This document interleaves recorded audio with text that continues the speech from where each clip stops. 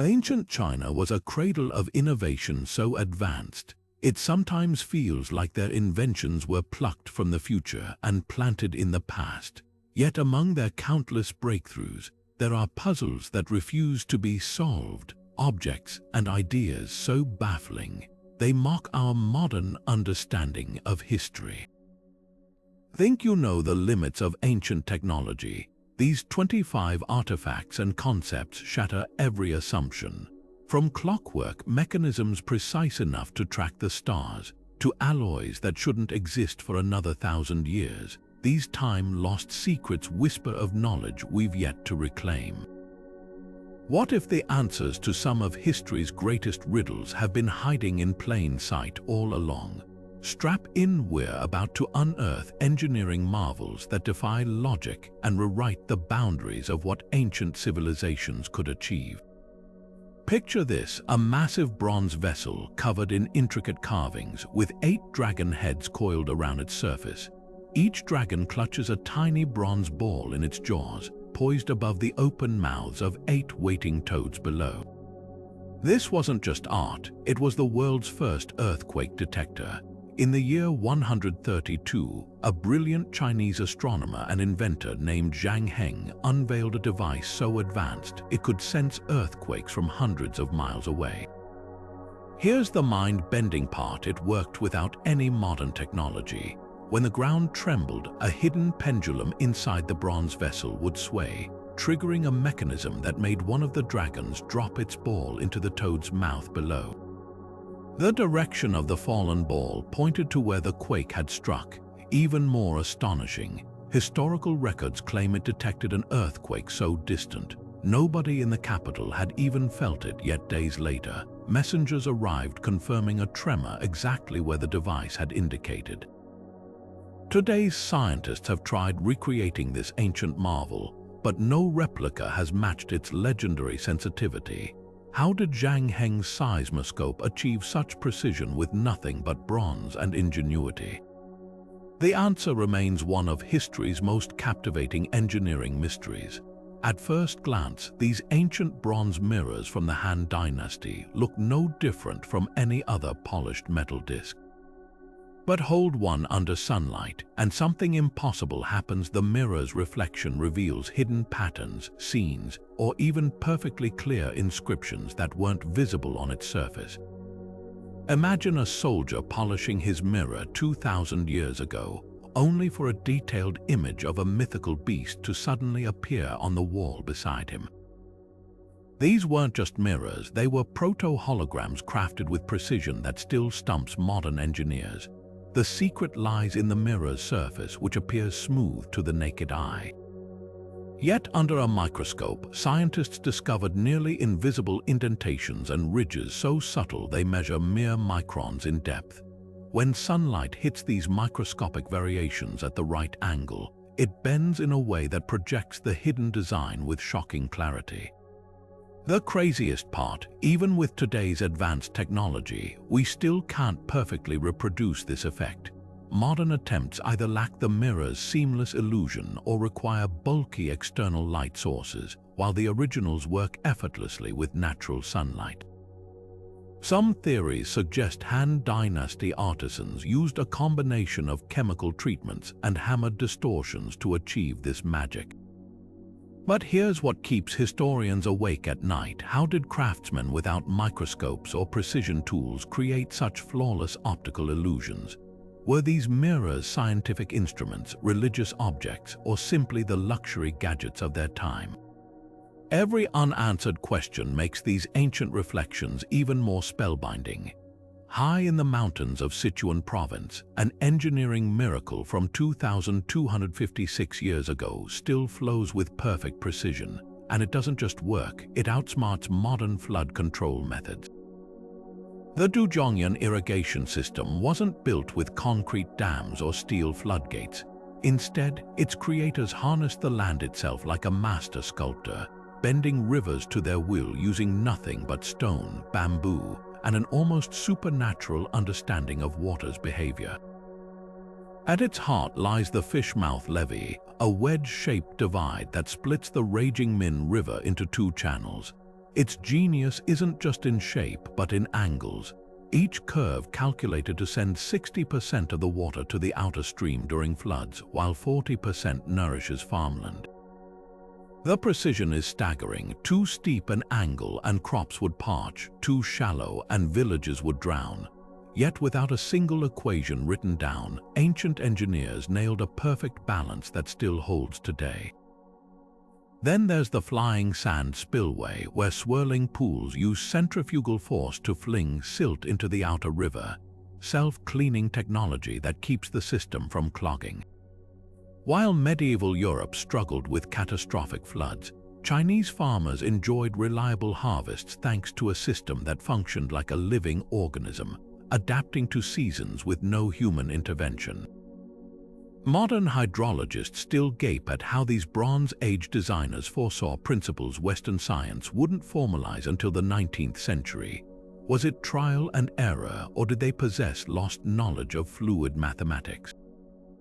One thing's certain: where today's mega dams might last a century, Dujiangyan's elegant dance with nature has flowed uninterrupted for over 2 millennia. Ancient Chinese texts whisper of chariots that didn't just roll, they soared. Among the most tantalizing mysteries from the Zhou dynasty are descriptions of feather-lined war chariots that could allegedly glide short distances, their wheels barely touching the earth. These weren't mere myths. Archaeologists have uncovered chariot remains with features that defy conventional understanding: bronze bearings polished to near-perfect smoothness, axles wrapped in bird feathers, and frameworks so lightweight they seem designed for flight rather than battle. The key lies in the details. One excavated chariot bore bronze bearings with microscopic grooves, still slick with traces of ancient lubricants and anti-friction technology centuries ahead of its time. Imagine the shock of modern engineers realizing these bearings reduced wheel resistance so effectively they rivaled early industrial designs. Then there's the feather mystery. Historical records describe Chinese letter bundled feathers strapped to axles, possibly to muffle sound or reduce vibration. But some scholars propose a wilder theory. Could these feathers have acted as primitive shock absorbers, or even created enough lift during high-speed charges to let chariots skip across uneven terrain? The most provocative clues come from the Shanhai Jing, an ancient text describing chariots that rode the wind. While literal flight seems unlikely, experiments with reconstructed models reveal something startling. At downhill speeds, feather-lined axles and lightweight frames could have allowed brief, controlled hops. Whether these glides were intentional or a happy accident remains hotly debated. What's undeniable is that 3,000 years ago, Zhou dynasty craftsmen were pushing the boundaries of motion in ways we're only beginning to decipher. Every unearthed bearing and feather fragment whispers the same question: how close did an ancient civilization come to inventing human flight? Hidden away in a Han Dynasty tomb for over 2,000 years, the Mawangdui Silk Maps emerged as the world's first known topographic masterpieces, with an accuracy that would make modern cartographers double-check their instruments. These delicate silk scrolls, painted in vivid pigments, don't just sketch rivers and mountains, they plot them with a precision that defies their era. 3 military maps, each detailing a 200-mile stretch of southern China, feature grid coordinates and terrain symbols so advanced, historians initially suspected forgery. At their heart lies a mathematical marvel. The maps boast less than 1% error across their entire span. Imagine measuring a distance from New York to Washington, D.C. with nothing but ropes and stakes and being off by just 4 miles. Yet these ancient surveyors pulled it off without compasses, standardized units of measurement, or even paper. Mapmakers worked directly on silk, where one slip of the brush meant starting over. The secret: a grid system anticipating latitude and longitude by centuries. Each square represented a fixed distance, allowing commanders to calculate troop movements and supply routes with near-modern accuracy. Even more striking are the symbols: triangles for peaks, overlapping curves for valleys, a visual language so intuitive, modern hikers could use these maps today. But here's the real mystery: how did they calibrate such perfection? Some scholars believe teams of surveyors used smoke signals and flag relays to triangulate distances. Others point to the Zhongshu instrument, a wooden sighting tool mentioned in texts that may have functioned like a primitive theodolite. The maps even account for curvature of terrain, a concept Western cartography wouldn't formalize for another 1500 years. Were these grids born from meticulous trial and error, or did Han Dynasty generals possess lost surveying techniques? Every thread of silk holds another unanswered question. Deep in the mist-shrouded forests of Sichuan, archaeologists uncovered artifacts so bizarre they seemed plucked from another world: the bronzes of Sanxingdui. These aren't just relics, they're a metallurgical rebellion against history itself. Picture towering bronze trees stretching over 12 feet high, their branches blooming with celestial birds and hanging rings that chime like forgotten music. Or the haunting masks, some with protruding eyes like celestial beings, others with gold foil still clinging to their surfaces after 3,000 years. But it's not just their alien beauty that shocks experts, it's the metal itself. Chemical analysis revealed alloy ratios of lead, tin, and copper so precise they rival modern engineering standards.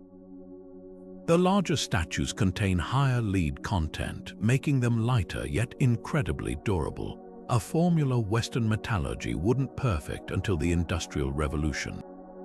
Yet somehow this Bronze Age culture cracked the code in 1200 BC, crafting pieces that defied the brittle, uneven quality typical of their era. Stranger still, every artifact was ritually smashed and buried in meticulously arranged pits before the entire civilization vanished around 1000 BC. No war, no natural disaster, just silence. Their advanced casting techniques, like the piece mold method allowing intricate details, disappeared with them, leaving later Chinese dynasties to reinvent bronze work from scratch. Modern engineers can't explain how they achieved such flawless pours without blowholes or cracks in massive sculptures, or why their chemical recipes, some incorporating rare arsenic, were abandoned for centuries. The greatest enigma isn't just how they mastered these techniques, but why their knowledge was lost so completely. Were these artifacts offerings to gods or echoes of a technology too advanced for its time? Every fragment whispers of a civilization that danced on the edge of forgotten genius, then stepped off the stage of history without a trace. Buried within China's Han Dynasty lies a mathematical bombshell, a textbook so ahead of its time, its pages contain concepts that would stump European scholars for nearly 2 millennia. The 9 chapters on the mathematical art isn't just ancient arithmetic. It's a masterclass in numerical wizardry compiled around 200 BC and brimming with ideas we consider modern. Imagine scribes solving complex problems with negative numbers, integers Western mathematicians would dismiss as absurd until the 17th century. Picture scholars using Fang Cheng, a method for untangling simultaneous equations so elegant, it mirrors the matrix algebra we rely on today. Here's what leaves historians speechless. One problem in the text describes balancing grain shipments between 3 provinces using a grid of numbers, essentially creating a 2,000-year-old spreadsheet. The solution, a step-by-step elimination process identical to what we now call Gaussian elimination, a technique named after the 19th century German mathematician Carl Friedrich Gauss. Yet Chinese scholars weren't just cracking these puzzles, they were documenting rules for handling positive and negative coefficients, all while Rome was still counting on fingers and abbaci. The real marvel isn't just the math itself, but how it was applied. Tax calculations, engineering projects, even astronomy, all grounded in this single text. How did a society without symbolic notation or formal equations develop such sophisticated methods? Some argue the 9 chapters were refined over centuries, a collective work of unknown geniuses. Others suspect even older sources now lost to time. One thing's certain: when Jesuit missionaries finally brought these techniques to Europe in the 16th century, they were met with disbelief.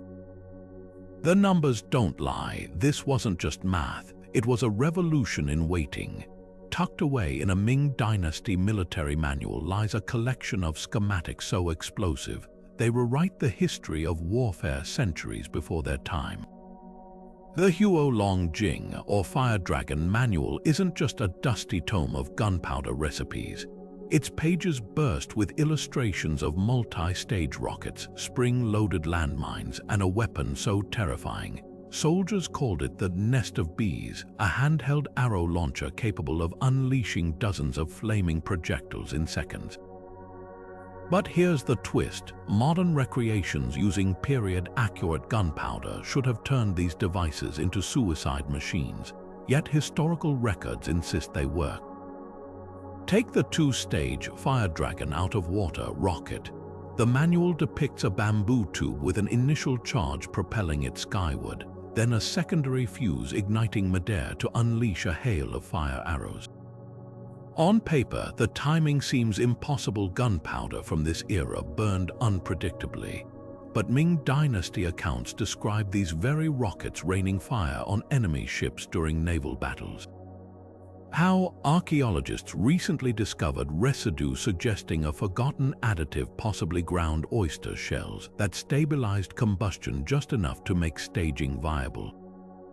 Then there's the landmine problem. The manual shows iron spheres buried with intricate pressure plates and interlocking fuses, designed to detonate when stepped on.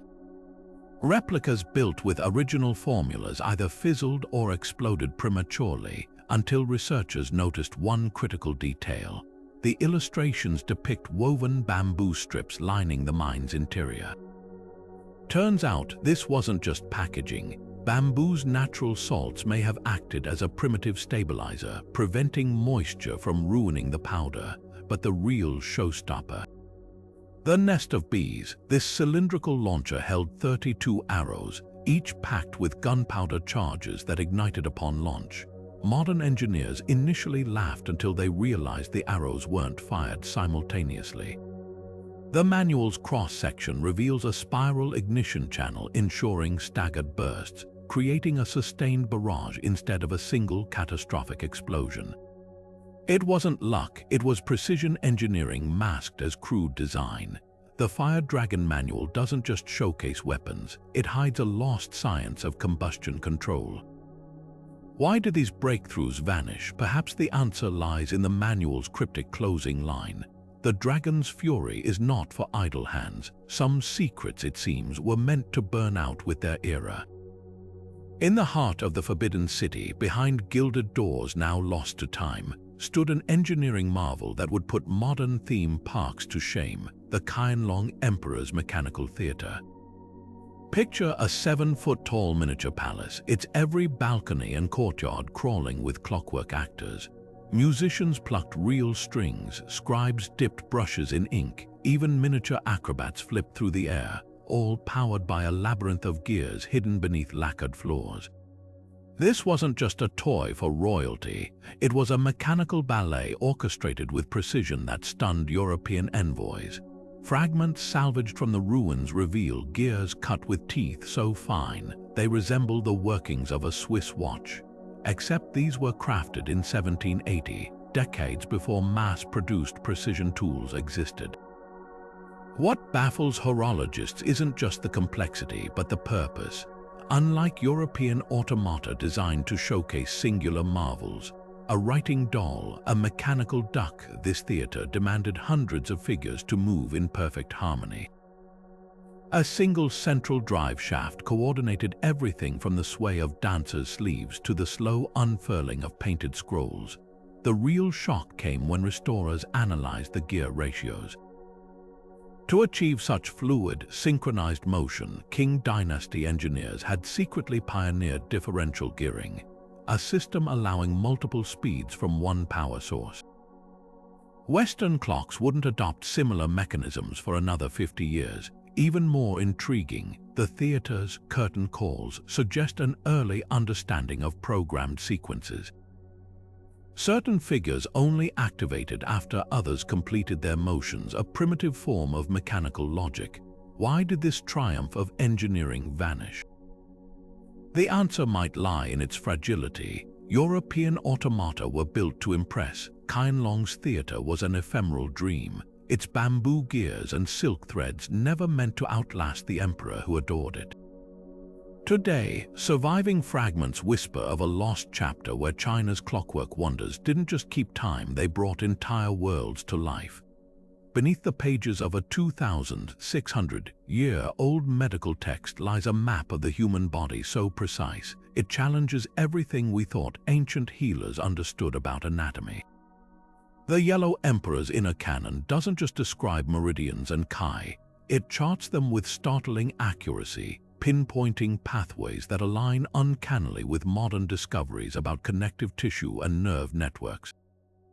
What's truly staggering, these descriptions predate accepted anatomical knowledge by centuries, raising a provocative question. How could ancient physicians map the body's hidden highways without scalpels or microscopes? At the heart of the text is the concept of the shadow body, an invisible web of energy channels mirroring the physical form. While Western medicine dismissed this as myth for millennia, cutting-edge research now reveals a stunning parallel: the fascial system. These thin layers of connective tissue wrap every muscle, bone, and organ, forming a continuous network that transmits mechanical signals almost like the chi highways described in the inner canon. Modern imaging shows facial lines aligning eerily with ancient meridian maps, down to branching tributaries that match acupuncture points. Even more baffling are the text's descriptions of organ interactions. Passages detail how liver chi stagnation affects the shoulders, or how kidney energy influences bone health relationships modern medicine now confirms through hormonal pathways and referred pain patterns. The precision is chilling, especially considering dissection was taboo in ancient China. Some scholars suggest reverse engineering through martial arts injuries or battlefield wounds may have provided insight. Others propose a lost tradition of tactile anatomy, where healers developed an intuitive grasp of internal connections through centuries of pulse diagnosis and therapeutic touch. The real mystery isn't just the accuracy, but the language. The text speaks of rivers of light and gateways of breath, are poetic terms that recent studies suggest may encode physiological truths. When researchers applied pressure to acupuncture points along the bladder meridian, they recorded electrical signals traveling precisely along facial planes. Coincidence or evidence of an empirical science cloaked in metaphor? This ancient manuscript forces us to reconsider the boundary between poetry and precision.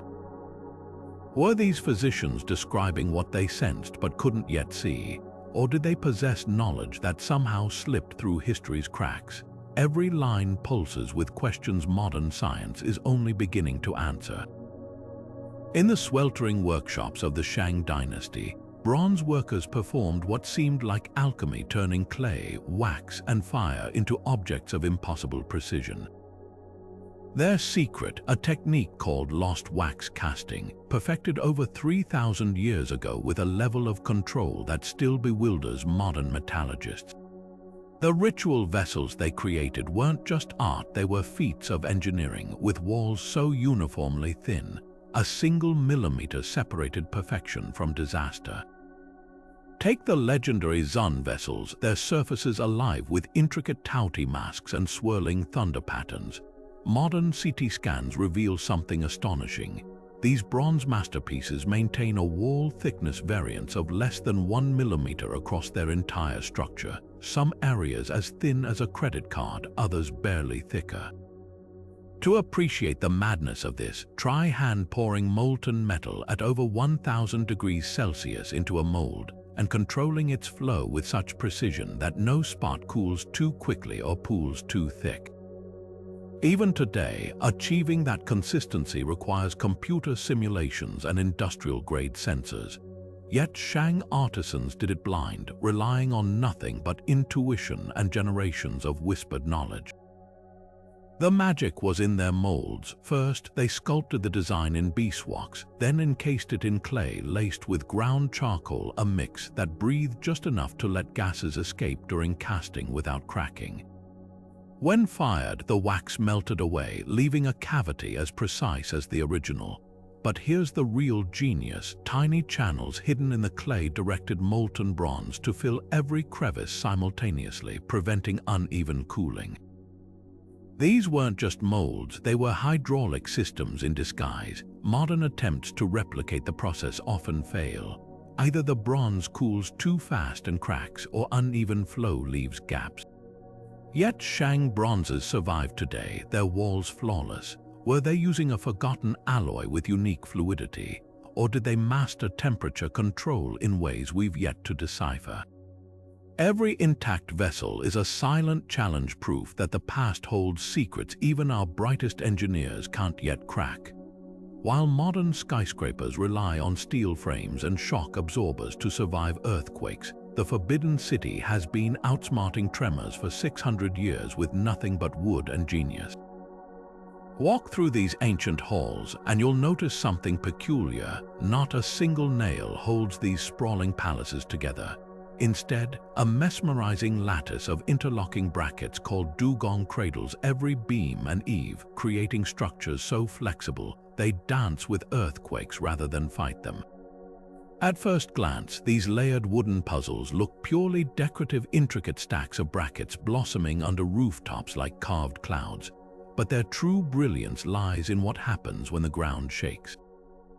Each dugong cluster acts like a shock-absorbing accordion, with individual pieces sliding fractionally against each other to dissipate energy.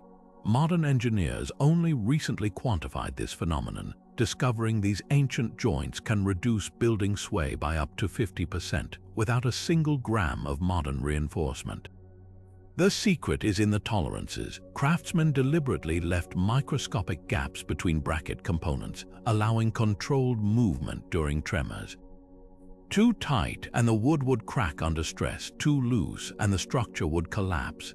Yet Ming Dynasty builders hit a Goldilocks zone of flexibility that stood the test of centuries.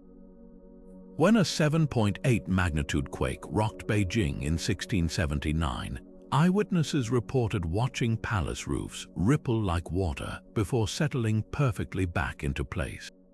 Recent stress tests tell an even more astonishing story. Researchers built a full-scale dugong model and subjected it to simulated quakes on a shake table. At peak intensity equivalent to the devastating 2008 Sichuan earthquake, the wooden frame swayed violently but never broke. Slow-motion footage revealed why. Each bracket transferred energy horizontally through its layers until the force simply dissipated into thin air. What modern science calls energy dissipation through friction damping, Ming artisans achieved with chisels and intuition. Their buildings don't resist nature, they converse with it, bending just enough to avoid breaking. In an age where concrete towers sometimes crumble after decades, these wooden wonders whisper an ancient truth. Sometimes survival lies not in brute strength, but in knowing when to yield.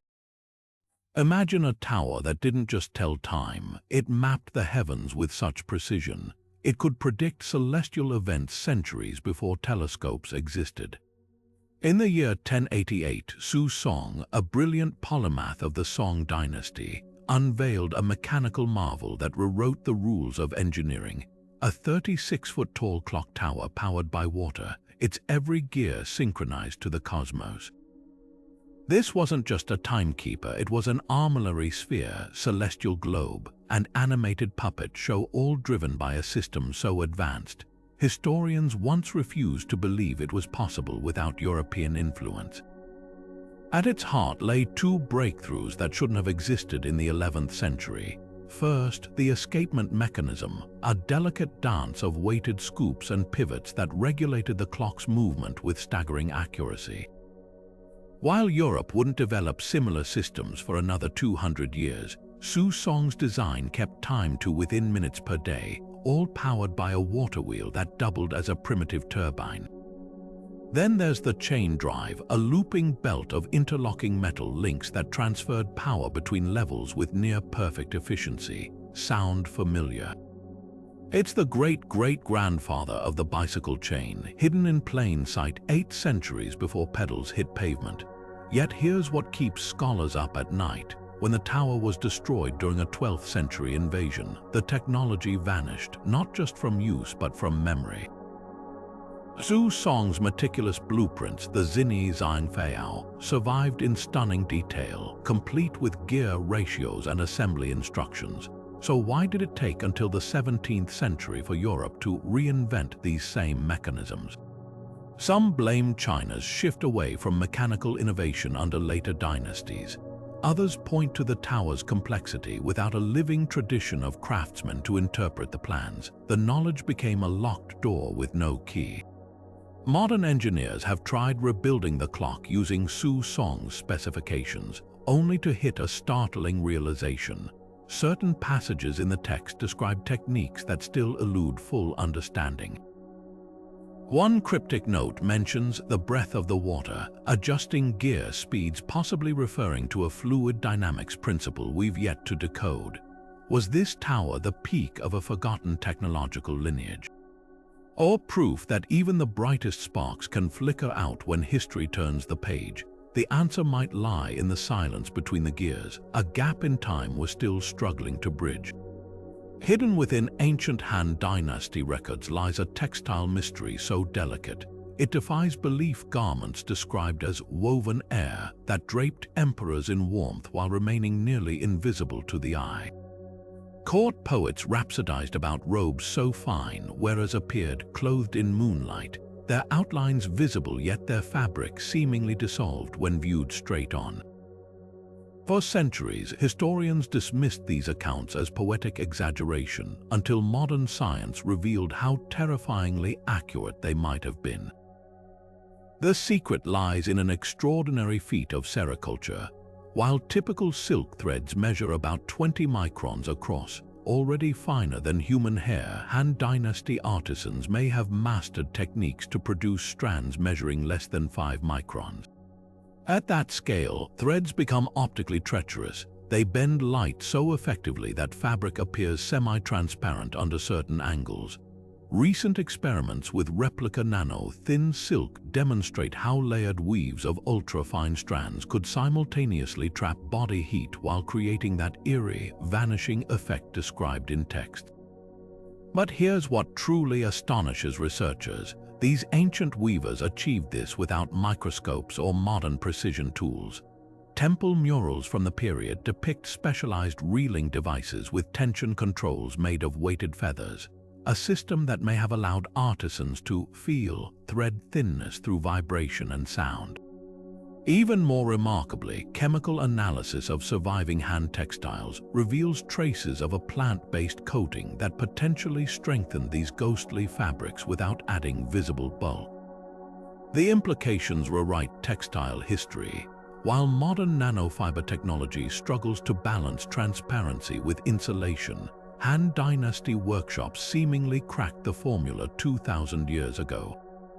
Were these fabrics the result of generations of obsessive refinement, or did some forgotten sericulture break through allow a fleeting moment of textile perfection? Every frayed fragment left to us whispers of skills we're only now beginning to measure, let alone understand.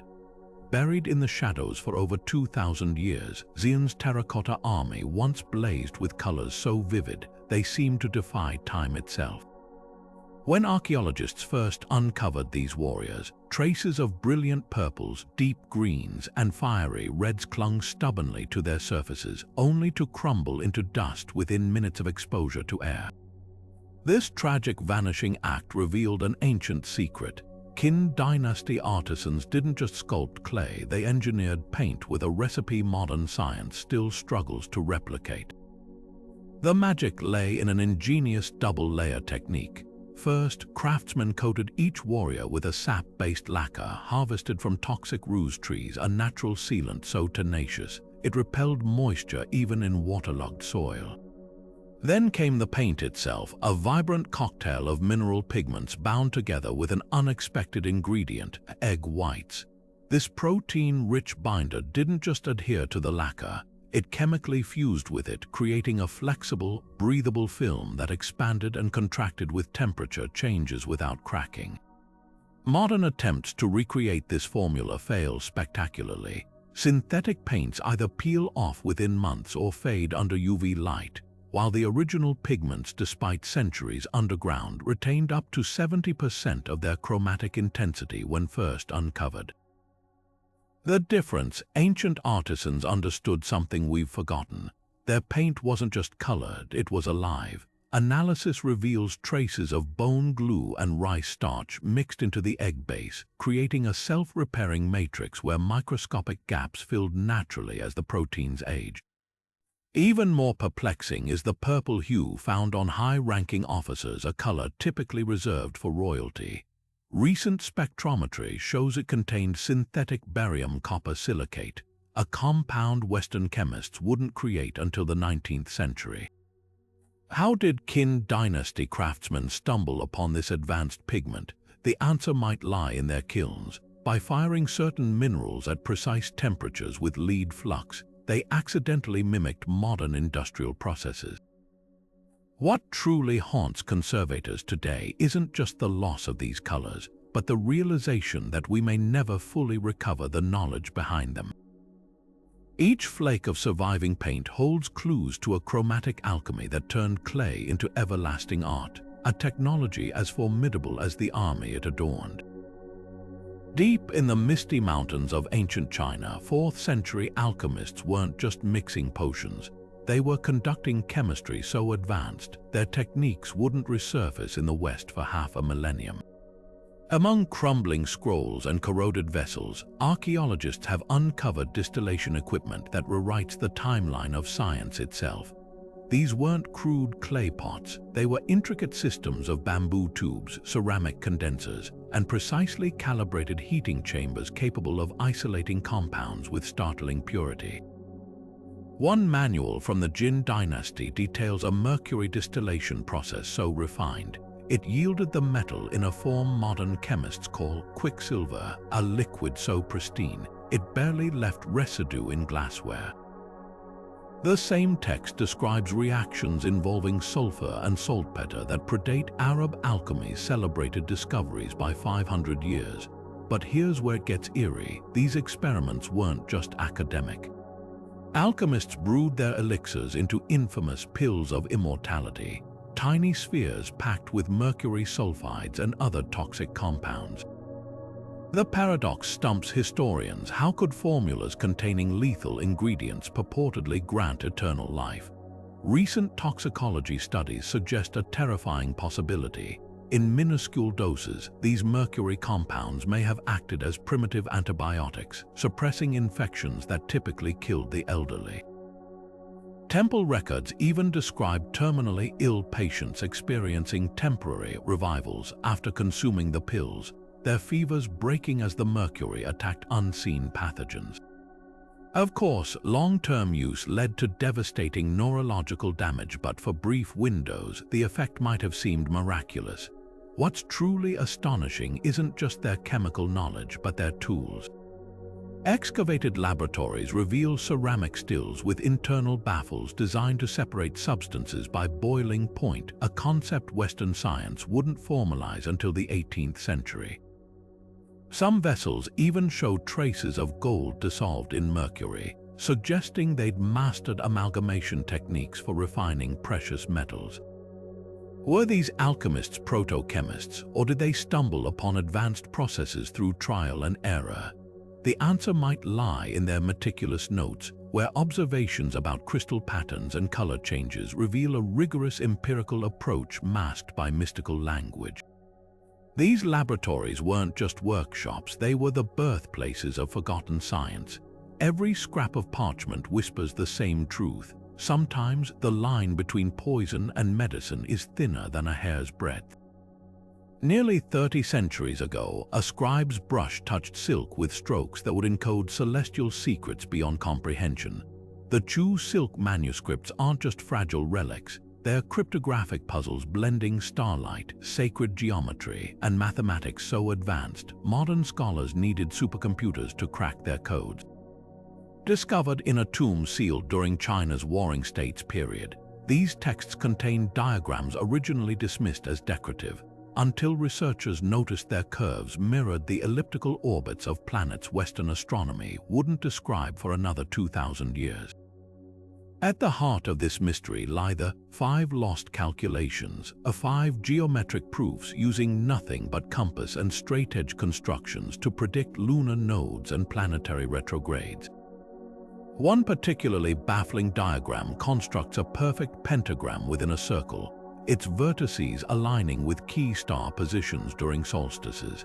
At first glance, it resembles simple sacred geometry until astrophysicists realized the angles between points precisely match Venus' 8-year cycle of morning and evening star transitions. But here's what chills historians. These manuscripts predate Greek trigonometry by 4 centuries. Without concepts like sine or cosine, how did Chu mathematicians derive such accuracy? The answer might lie in their tool, the gui, a ceremonial jade compass. Unlike European compasses used for drawing circles, these artifacts show microscopic wear patterns suggesting they were also employed as measurement devices, their arms calibrated to specific celestial angles. One passage even describes counting the gui's teeth to calculate planetary intervals, likely referring to notches along the instrument's edge functioning as a primitive protractor. The real bombshell emerged when researchers compared the manuscript's eclipse predictions with NAS's retroactive models. In 2019, digital reconstructions proved 87% of the Chu calculations matched actual celestial events within a 3-day margin, an impossible feat without systematic observation spanning generations. Could these silk scrolls be fragments of a far grander astronomical tradition, now lost to time? Between the threads, another layer whispers mythological beasts drawn beside constellations aren't mere decorations. Each creature's position corresponds to specific lunar phases, creating a mnemonic system where stories literally mapped the heavens. Modern planetariums might flash digital projections, but the Chu scholars turned the night sky into a storybook written in silk and stardust, one we're only beginning to translate. Long before CSI teams with ultraviolet lights and DNA kits, Song dynasty magistrates were solving murders with techniques that would make modern forensic scientists nod in respect. Hidden within 13th century court records is The Washing Away of Wrongs, the world's first systematic guide to forensic science, detailing methods so advanced they border on prescient. Imagine an investigator in 1248 examining a sickle's blade not for fingerprints impossible to see without magnification, but for traces of blood invisible to the naked eye. His tool, a clever trick of chemistry and observation that shouldn't have worked, yet did. The manual's most striking revelation involves blood analysis. Without microscopes to study cell structures, Song forensic experts developed an eerie alternative. They'd rinse suspected weapons with vinegar, then lay clean rice paper over the blade. If blood was present, even in quantities too minuscule to see, the iron in hemoglobin would react with the acid, leaving faint rust-colored patterns on the paper. Modern experiments confirm this method can detect blood diluted up to 1 part in 300, a sensitivity rivaling some 20th century field tests. Then there's the poison protocol. To identify arsenic, a favorite weapon of scheming concubines, investigators would simmer suspects' stomach contents with freshly polished copper coins. If the metal developed a silvery coating, it signaled arsenic sulfide formation. What's staggering isn't just the accuracy. This reaction remains a classroom demonstration in chemistry labs today, but that Song scientists understood false positives. The manual specifically warns against misinterpreting tarnish from sulfur-rich foods like garlic. a nuanced Western toxicology wouldn't document for 600 years. But perhaps the manual's greatest genius lies in its systematic approach. One section details how to distinguish drowning victims from bodies dumped in water by examining lung foam and silt patterns in airways. Another explains calculating time of death through corpse temperature and rigor mortis, with adjustments for seasonal temperatures. These weren't hunches, they were reproducible techniques backed by meticulous case studies. What unsettles modern criminologists isn't that these methods worked, but how they were conceived without formal knowledge of chemistry or anatomy. Was it generations of trial and error, or did Song dynasty magistrates possess empirical insights lost to later eras? Every page of this ancient manual blurs the line between intuition and science, proving that sometimes the past holds keys the present is still struggling to forge. Picture a battlefield in ancient China where armies didn't just scale walls, they unfolded them. Among the most audacious war machines ever conceived were Moses' so-called flying ladders, described in 5th century B.C. texts as collapsible siege towers that could extend to a staggering 100 feet, nearly the height of a 10-story building. What makes these devices so baffling isn't just their scale, but the fact they were allegedly built entirely from bamboo and hemp ropes. Could such fragile materials really have supported towering structures capable of bearing armored soldiers? Modern engineers are still wrestling with the question. The key lies in the design. Unlike European siege towers that relied on brute lumber construction, Moses' ladders supposedly used nested bamboo sections that telescoped upward like a giant accordion. Historical illustrations show a lattice of interlocking poles reinforced with tensioned ropes, creating a lightweight yet rigid framework. Here's where it gets brilliant. Bamboo's natural properties make it stronger pound for pound than steel in tension, while its hollow segments reduce weight. By staggering the joints and lashing them with precisely knotted ropes, the structure could theoretically distribute weight efficiently enough to remain stable even at dizzying heights. But could it actually work? Reconstruction attempts have yielded mixed results. One team built a quarter-scale model using period-accurate materials and techniques, only to watch it sway dangerously in mild winds. Yet defenders of the design point to an ingenious detail in ancient descriptions. The towers weren't freestanding. Texts mention them being anchored to the ground with weighted bases and stabilized by teams pulling guy lines from multiple directions, effectively turning human labor into living counterweights.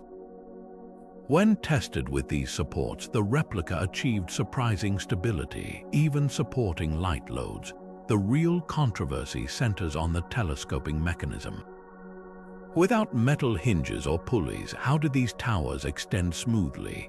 Some scholars propose a system of wooden dowels and notches that locked segments in place as they were pushed upward, akin to how modern extension ladders function, but crafted entirely from organic materials. Others argue the flying descriptor might have been metaphorical, suggesting rapid deployment rather than literal flight. What nobody disputes is the sheer audacity of the concept.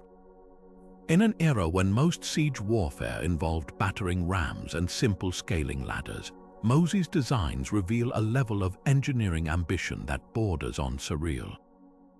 Whether these towers ever reached their full 100-foot glory or existed primarily as theoretical marvels, they stand as a testament to a time when bamboo and imagination could challenge the limits of gravity itself. Among the most mesmerizing relics of the Song dynasty are teacups that seem to hold liquid magic, Dujiangyan bowls that transform like mood rings for tea. These weren't just vessels for drinking, they were alchemical wonders where Inkai black glazes bloomed into shimmering constellations of gold and silver as hot liquid swirled inside. For centuries, the secret behind their chromatic dance was lost until modern scientists discovered these ancient potters had accidentally engineered nanoscale crystals 800 years before we had the word nanotechnology. What looks like simple black glaze is actually a microscopic universe of iron oxide crystals. each aligned in precise formations during firing at nearly 1,300 degrees Celsius. When tea fills the bowl, heat causes these crystals to refract light differently, some angles revealing hidden streaks like lightning frozen in ceramic, others showing oil-slick rainbows that ripple with the drinker's movement. Contemporary labs needed electron microscopes to understand what Song artisans achieved through instinct alone. The thickness of the glaze, the cooling rate, even the mineral content of local clay all conspired to create this optical sorcery. The true genius lies in their imperfections. Modern attempts to replicate Dujiangyan effects often fail because the originals embrace controlled chaos. Tiny bubbles and cracks in the glaze scatter light in unpredictable ways, creating that signature aurora-like glow. Some surviving bowls even show evidence of wood ash deliberately mixed into the glaze, introducing trace minerals that catalyzed crystal growth. It wasn't just craftsmanship, it was a high-stakes chemistry experiment where every kiln load could yield masterpieces or mush. Today's material scientists have a name for this phenomenon: structural coloration, the same principle that makes butterfly wings and peacock feathers shimmer. But here's the twist: while nature takes millions of years to evolve these structures, Song dynasty potters cracked the code through trial and error. Their kilns became crucibles of serendipity, where happy accidents birthed technologies we're still reverse engineering.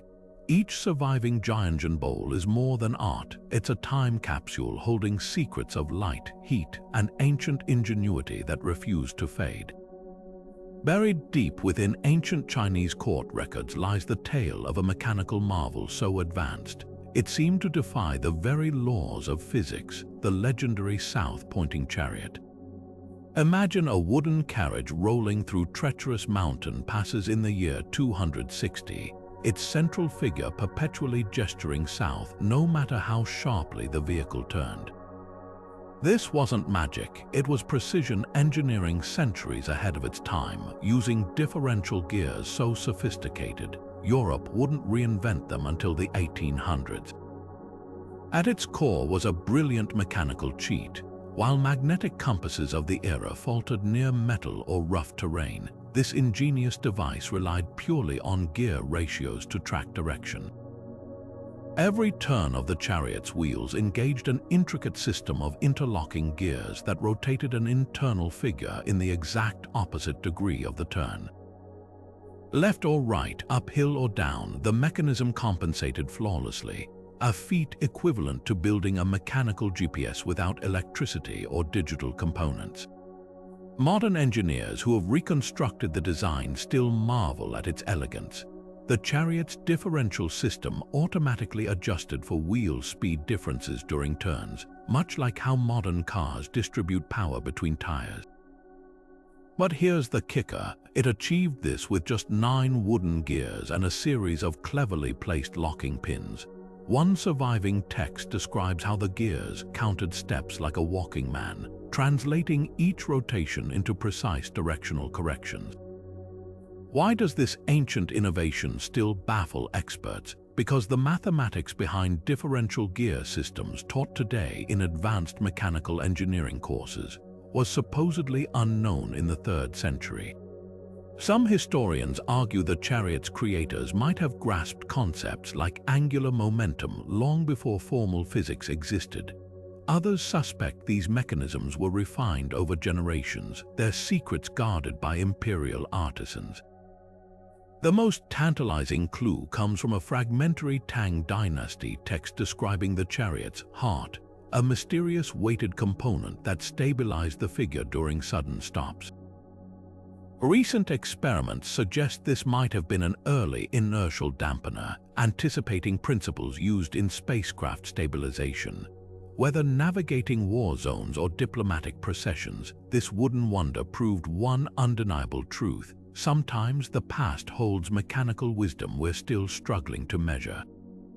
In the sweltering heat of a Han Dynasty summer, while commoners drank warm rice wine, emperors savored chilled delicacies from their personal ice reserves, frozen treats preserved through winters and beyond. This wasn't just luxury, it was a stroke of engineering brilliance hidden beneath the earth. Beneath the imperial palaces lay vast underground labyrinths known as Lingyin, ice cellars so advanced they functioned like prehistoric refrigerators with near-modern efficiency. These weren't simple pits dug into dirt. Workers constructed layered vaults with double-walled brick chambers packed with insulating materials like rice husks and straw. But the real innovation was in the ventilation. Strategically placed air channels funneled cool, nighttime breezes downward while venting warmer air upward through chimney-like shafts. The effect created a natural convection current, maintaining temperatures just above freezing even during scorching summers, a principle identical to how modern root cellars and passive cooling systems operate.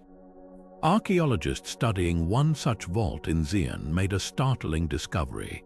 The structure's orientation followed precise cardinal directions, with north-facing air intakes positioned to capture prevailing winds. Even more impressive, the floors sloped slightly to drain meltwater without disturbing the remaining ice, while cedar wood linings naturally inhibited bacterial growth. Historical records boast of ice blocks remaining intact for over 18 months, allowing emperors to enjoy winter's kiss in midsummer. What stumps researchers isn't just the design, it's the scale. One excavated cellar in Henan could have held an estimated 250 tons of ice, harvested from nearby lakes during deep winter. Without thermometers or insulation science, how did Han engineers calibrate these microclimates so precisely? The answer might lie in their obsession with harmony. By observing how certain soils retained coolness or how shadows moved across landscapes, they reverse-engineered nature's refrigeration into man-made perfection. While modern freezers rely on electricity and synthetic coolants, these ancient vaults worked with nothing but geometry and airflow. In a world racing toward ever more complex technology, the silent chill of the Lingyin whispers a timeless lesson. Sometimes the most elegant solutions lie not in fighting nature, but in learning its rhythms by heart. Accounts from the Jin dynasty battlefields tell of a weapon that struck terror not with fire or shrapnel, but with pure, paralyzing sound. Soldiers wrote of thunderclap bombs that detonated with concussive booms capable of felling men at 200 paces, yet left no scorch marks or blast craters. These weren't conventional explosives, they were psychological warfare perfected centuries before shock and awe became military doctrine. Forensic archaeologists examining 12th century siege sites found peculiar ceramic shards near defensive walls, thick-walled containers lined with a brittle residue. Laboratory tests revealed traces of quicklime and charcoal, but mixed in ratios too lean for combustion. The breakthrough came when historians cross-referenced medical texts describing deafening powders used to treat ear ailments. Turns out these bombs weren't designed to burn, they were engineered to roar. The likely formula, a tightly packed mix of quicklime, saltpeter, and crushed charcoal sealed in damp clay vessels. When launched from catapults, impact would fracture the ceramic, exposing quicklime to moisture and triggering an exothermic reaction. While the heat alone wasn't lethal, the rapid expansion of superheated air created shockwaves exceeding 150 decibels louder than a jet engine at takeoff. Soldiers described the effect as heaven's drum splitting the skull, with survivors reporting temporary deafness and disorientation lasting hours.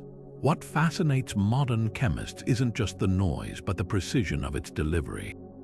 Some bomb casings show internal spiral grooves, possibly designed to focus the sound wave directionally like an ancient megaphone.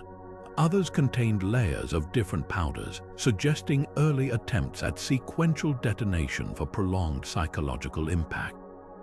While European armies relied on sheer destructiveness, Jin dynasty tacticians weaponized acoustics itself, proving sometimes the most devastating attacks leave no physical scars, just ringing ears and shattered nerves. This eerie intersection of chemistry and psychology reveals a chilling truth. Long before flashbangs and sonic weapons, ancient arsenals held tools to wage war not just on bodies but on minds themselves. In the chaos of Tang Dynasty battlefields, where steel clashed against steel, some warriors charged into combat protected by what seemed like sheer madness, armor crafted not from metal but from paper. At first glance, the idea sounds suicidal. How could folded sheets possibly deflect arrows or withstand sword strikes? Yet military manuals from the 8th century describe these paper laminate suits stopping projectiles that punched through leather and even thin bronze plates. The secret wasn't in the paper alone, but in the ingenious way craftsmen transformed it. Artisans layered hundreds of silk-thin sheets, bonding them with lacquer extracted from toxic rose trees, the same sap used to waterproof ships. When dried and pressed, this composite hardened into a material resembling modern carbon fiber, lightweight yet astonishingly impact-resistant. Historical accounts claim some armors weighed less than half their metal counterparts while offering comparable protection, a game-changer for cavalry needing speed and flexibility. Modern tests reveal the physics behind this unlikely defense. Arrows rely on concentrated force to penetrate, but the laminated paper's fibrous layers dissipated energy across a wide area, much like bulletproof Kevlar. Researchers found that a 1 centimeter thick panel could stop arrows shot from 20 paces, the paper fibers flexing just enough to catch the point without fully tearing. Even more impressive, the armor's self-healing properties. Unlike metal that dents permanently, paper laminate could be smoothed and re-lacquered after battles, effectively healing minor damage. But why didn't rain or sweat dissolve these suits? The answer lies in the lacquer's chemistry. When exposed to moisture, the rose sap polymers tightened their bonds, becoming even more rigid, a happy accident Tang artisans likely discovered through trial and error. Surviving fragments from desert tombs still retain their flexibility after 13 centuries, proving the durability of this forgotten technology. The true brilliance of paper armor wasn't just in its construction but in its philosophy. While European knights burdened themselves with ever thicker steel, Tang strategists embraced a paradox. Sometimes the strongest defense isn't heavy resistance but intelligent yield. Each folded sheet whispers a lesson modern material science is only now rediscovering, that nature's simplest fibers, treated with wisdom, can outlast empires. In the dusty apothecaries of 19th century China, desperate patients swallowed what they believed to be powdered dragon bones, mystical remnants said to cure everything from epilepsy to heartbreak. These chalky white powders, sold by the ounce in bustling market stalls, held a secret far stranger than myth. When Western paleontologists finally analyzed the fragments, they made a jaw-dropping discovery. These weren't fabled dragon remains, but perfectly preserved dinosaur fossils, ground into medicine centuries before science recognized their true origins. The real shock lies not in the misidentification, but in how ancient Chinese physicians knew these bones held healing properties at all. Medical texts dating back to the Han Dynasty, over 2,000 years ago, describe dragon bones as treatments for internal bleeding and muscle spasms. Modern lab tests reveal why. Many of these fossils were rich in calcium phosphate, a compound still used today in bone regeneration therapies. Some samples even contain trace minerals like zinc and iron, known to aid wound healing. But here's where it gets eerie. While 19th century pharmacists simply sold the bones as curiosities, ancient doctors had intricate classification systems. Scrolls differentiate between flying dragon bones, likely pterosaur fossils, and earth dragon bones, sauropod vertebrae, with detailed notes on which types worked best for specific ailments. One Tang Dynasty manuscript even describes soaking fossils in vinegar to extract their minerals, a primitive form of pharmaceutical preparation that predates modern chemistry by a millennium. The big question: how did they make the connection between old bones and healing without knowing about dinosaurs or mineral science? Some scholars point to battlefield medicine, observing that wounded soldiers resting near fossil beds recovered faster. Others suspect early alchemists noticed animals gnawing on these bones and deduced their restorative properties. Whatever the source, this accidental paleomedicine forces us to reconsider ancient wisdom. Today, while we marvel at reconstructed dinosaur skeletons in museums, these ground fossils whisper another truth. Sometimes the most profound discoveries aren't about identifying the past correctly, but about listening to what it's been trying to tell us all along. As we piece together these 25 ancient marvels, one startling truth emerges: history isn't a straight line from primitive to advanced. These inventions reveal flashes of brilliance that don't fit neatly into our textbooks, hinting at lost knowledge pathways that may have operated outside modern scientific frameworks.